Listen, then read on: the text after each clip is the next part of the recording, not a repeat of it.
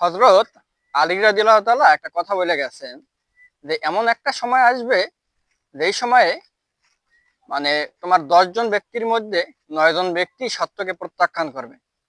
তো আমি এই লেখাটা পড়ার পর আমি খুব চিন্তায় পড়ে গেলাম যে প্রায় 1300-1400 বছর আগে সে একটা উক্তি বলে গেছে যে এমন একটা সময় আসবে, ওই সময়টা মানুষ 10 জনের ভিতরে 9 জন তোমার সত্যকে প্রত্যাখ্যান করবে।